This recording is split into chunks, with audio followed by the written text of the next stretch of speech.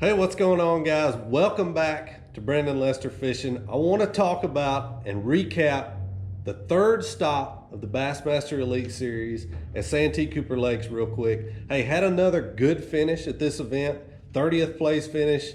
As I've said before, anytime you're making a check, you're fishing on Saturday, you're having a dang good tournament on the Elite Series, and this one was no exception. Caught a lot of fish, had a good event, never caught one of those big mega bags, but was consistent in that 18-pound range, and that's what kept me going. So let's talk about how I caught them, and let's talk about Santee Cooper Lakes a little bit. If you guys have never been there, this is a monster of a fishery. You've got Lake Moultrie and Lake Marion. You've got a canal that connects the two. You can run way up the river. A lot of water, like over 100,000 acres of water that you. I mean, it's a lot. I don't even know how much it is, but it's big, very big. Not easy to run around. It takes you a little bit of time to learn how to run around there. And I have only ever fished one other event on Santee Cooper Lakes, and that was in the fall a couple years ago. We were actually there in November. So being there the third week of March for this event was my first experience ever fishing there in March.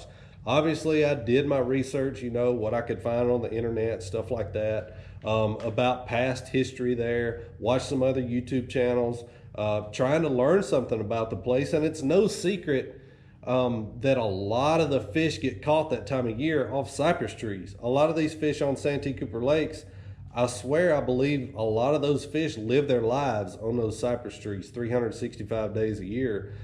They spawn on them, they guard their fry on them. Those cypress trees, they draw bluegill, they give them shade.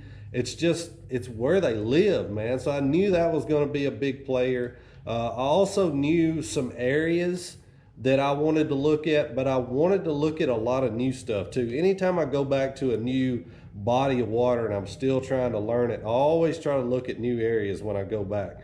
Don't ever fall into the rut of doing well in a tournament on a body of water and trying to go back and duplicate that year after year, because very rarely will you find a situation where you can do well in the same exact place year after year. It's just, fishing just doesn't work that way. Most of the time, you have to adjust and you have to keep an open mind year after year when you go back to these places.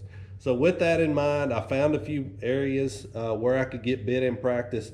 It was very cold during practice. So it was another one of those deals, much like the Florida events this year, where you were practicing under cold conditions, but you were trying to keep in mind that if you were getting some bites, there were probably more fish coming, because we had a warming trend coming, and that's what ended up happening. It ended up becoming a lot of a sight fishing event. A matter of fact, Drew Cook ended up winning this event pretty much strictly sight fishing. Hats off to him. He's a great guy. He's a heck of an angler.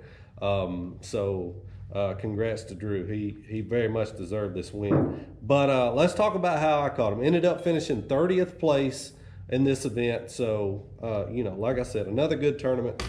The big key and a big deal on Santee Cooper if you're fishing in the spring, everybody, I guarantee you, of the 97, 98 guys we had in the Elite Series in this event, I guarantee every single one of them had a wacky rig, some type of soft plastic stick worm. I threw the 5-inch Yamamoto Cinco, just a confidence bait for me. I threw it around those cypress trees, and that was probably how I caught the majority of the ones I weighed in. This is what they came on. And size number 2 Mustad Titan X Wacky Nico hook, and the 5-inch Yamamoto Cinco. I threw watermelon purple a little bit. I threw straight green pumpkin some. Really don't think it mattered, just so it was sort of that natural color. And I did use that Mustad O-ring a little bit. If I want to save worms, if I have plenty of worms, sometimes I'll just hook it right through the middle. But if I'm running low on worms, sometimes I'll use that O-ring. I don't use it all the time, but I certainly don't think it hurts anything.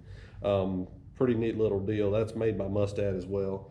Another really cool thing I did that I felt was kind of a little different and kind of a little bit tricky that I wanted to show you guys is I caught some on a 1/16 ounce shaky head. I want to show you how small that little shaky head is.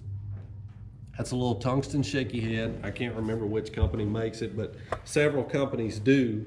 It's made with a good quality mustad hook in it.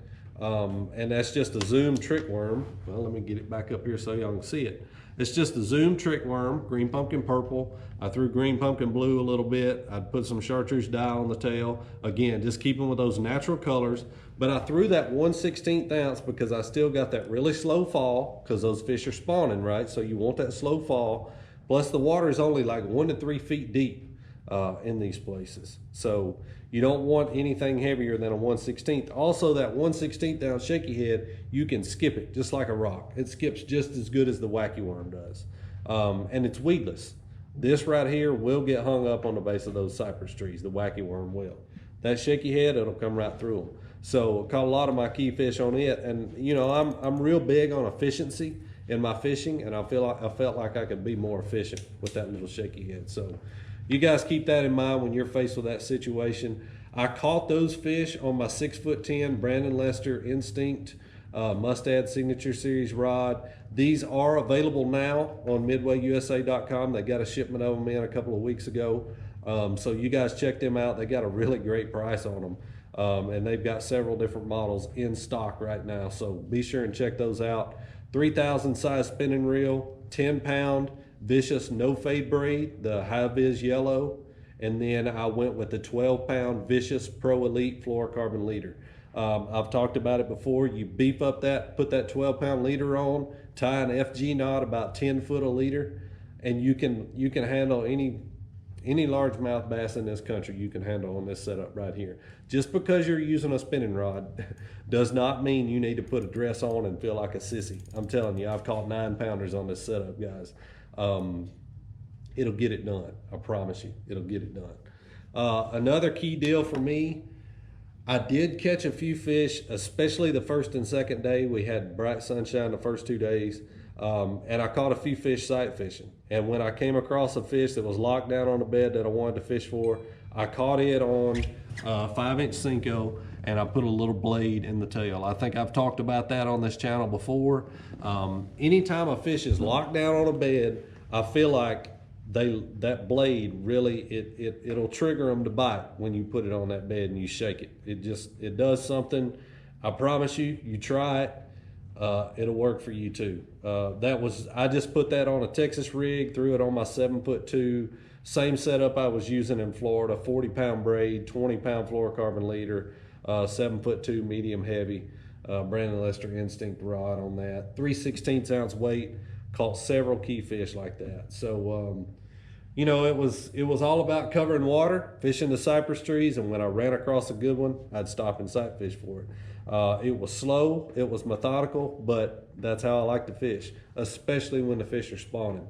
Right now, what I'm gonna do, I know y'all are here, you wanna see some fish catches, so I'm gonna roll a few fish catches real quick, and I'll be right back with you.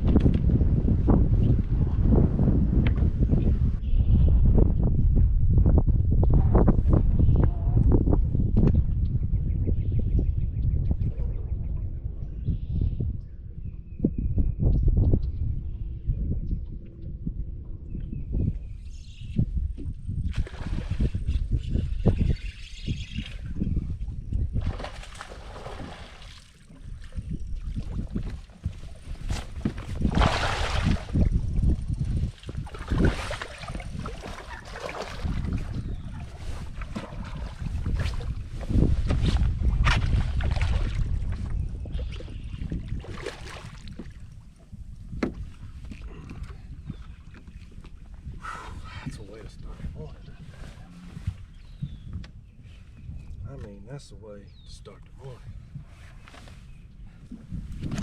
God, day number 3, Santee Cooper baby. Yes, thank you, Lord.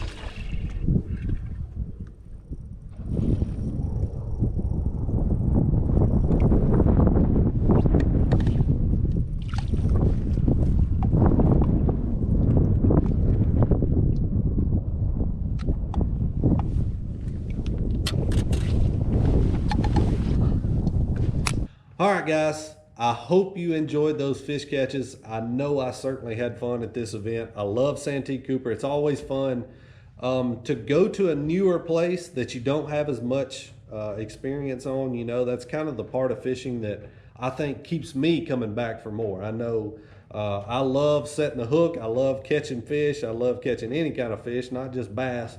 I'm definitely a fisherman at heart, but when it comes to like going out on a new body of water and breaking it down in a new time of year, that's top of the line for me. I really enjoy that. Solid event, looking good in AOY points. So, man, life is good. We'll roll on to the next one, but appreciate you guys watching. Remember, if you need anything for the outdoors, MidwayUSA.com is your place to go. Check them out. That's where I do all my tackle shopping. And I promise you, you'll find something there that you need. You go check them out, MidwayUSA.com. Appreciate you guys watching. I'll see you next time right here, Brandon Lester Fishing.